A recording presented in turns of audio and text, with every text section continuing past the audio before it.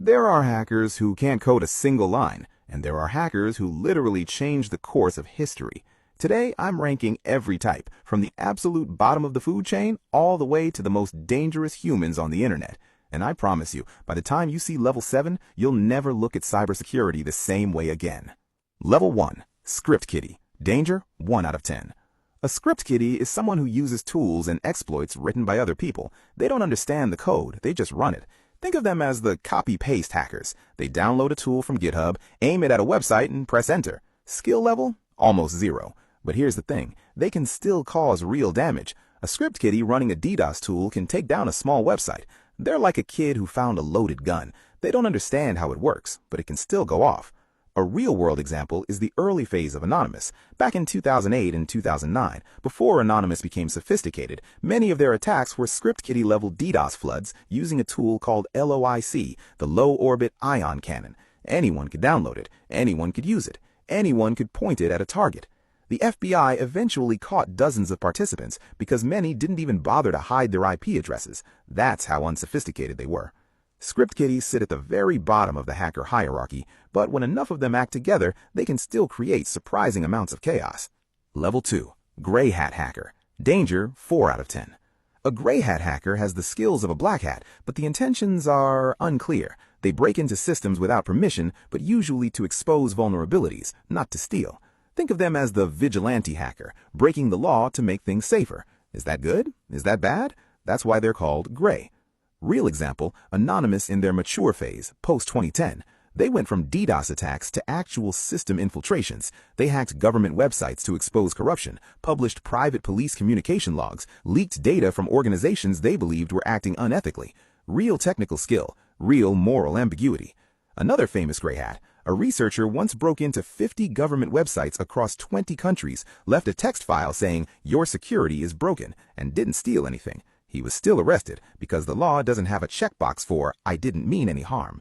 Gray hats are genuinely dangerous if they decide to switch sides, but for now, they're watching you, not hunting you. Level 3. Black Hat Hacker. Danger, 7 out of 10. Black hat hackers break into systems for personal gain, money, power, revenge. They're the hackers you read about in news headlines, ransomware groups, data thieves, financial fraudsters. Real example? LulzSec. A splinter group from Anonymous, 6 people, 50 days of attacks. They hacked Sony Pictures, the CIA website, Fox Broadcasting, the UK Serious Organized Crime Agency, just for fun. They called it entertainment. Sony lost over $170 million from a related breach. Not fun for Sony. Another example, Revel ransomware gang. They attacked Kaseya, a software company used by thousands of businesses. In one move, they hit over 1,500 businesses in 17 countries simultaneously. They demanded $70 million in Bitcoin as a ransom for one attack. Black hats have serious technical skills. They study systems, find 0 days, write their own malware. The difference between a gray hat and a black hat isn't skill, it's what they decide to do with it. Level 3 is dangerous, but we're not even close to the top yet. Level 4. Nation-State APT. Danger, 9 out of 10. Nation-state hackers aren't individuals, they're teams, government-funded, government-directed. Their targets aren't your Netflix account, they're power grids, financial systems, military networks, and other countries' election infrastructure. Real example? The Lazarus Group. State-sponsored hackers operating on behalf of North Korea, and what they pulled off in 2016 is one of the most audacious financial crimes in history. They targeted the Central Bank of Bangladesh, found the SWIFT network credentials, the global system that banks use to transfer money between countries, and submitted fraudulent transfer requests totaling $951 million. $951 million in one attack. Most of it was stopped, but not by cybersecurity, by a typo. One of the transfer requests misspelled foundation instead of foundation. A routing bank flagged it. That spelling mistake saved hundreds of millions of dollars. Lazarus Group still walked away with $81 million. They've also been linked to the WannaCry ransomware attack in 2017, which infected 200,000 computers across 150 countries, including the UK's National Health Service. Hospitals had to turn away patients. Operations were cancelled. People were put at risk. Nation-state APTs don't get caught because they have entire governments running interference. They are the most dangerous category of hackers on the planet, with one exception. Level 5, Zero-Day Researcher or NSA TAO. Danger, 10 out of 10. A zero-day is a vulnerability in software that nobody knows about yet. Not the company, not the public, only the hacker who found it. There's no patch, there's no defense. It's a master key that doesn't officially exist. TAO stands for Tailored Access Operations. It's the NSA's elite hacking unit.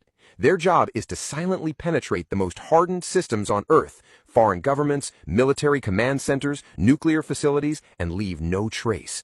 But here's the thing that will change how you think about cybersecurity forever. They don't just use 0 days, they stockpile them. The US government maintains a secret library of undiscovered vulnerabilities in software that billions of people use every day. Windows, Cisco routers, iPhone operating systems. The most famous example? Stuxnet, a piece of malware so sophisticated that it required the skills of multiple nation-state hacking teams working together. It was designed to physically destroy Iran's nuclear centrifuges, and it did. It crossed from the digital world into the physical world. Code that broke real machines. That is level 5. That is the ceiling. Level 6, Cyber Weapons Architect. Danger 11 out of 10. Most hackers use tools. Some hackers discover vulnerabilities. But cyber weapons architects create entirely new forms of digital warfare. These are the people designing attack frameworks years before they're ever used. They're not pulling the trigger, they're building the missile. Think about Stuxnet for a second. Somebody had to design the architecture. Somebody had to decide how malware would jump air gaps, identify industrial controllers, hide itself from security software, and physically sabotage machinery. That's not a hacker sitting in a basement. That's a team of elite engineers, cryptographers, exploit developers, and intelligence specialists working together to invent capabilities the rest of the world hasn't even imagined yet. Their work can sit dormant for years. Then one day, a government activates it, and suddenly an entire country's infrastructure is vulnerable. The scary part? You rarely hear their names. The operators get the headlines. The architects stay invisible. If level 5 hackers possess master keys, level 6 hackers design the locks. So there it is, 6 levels, 6 completely different worlds, from a kid pressing buttons on downloaded tools to government teams rewriting the rules of warfare. One question before you go. Where do you think you fall on this tier list? Drop it in the comments, and if you disagree with any of my placements, fight me in the comments. I will actually reply.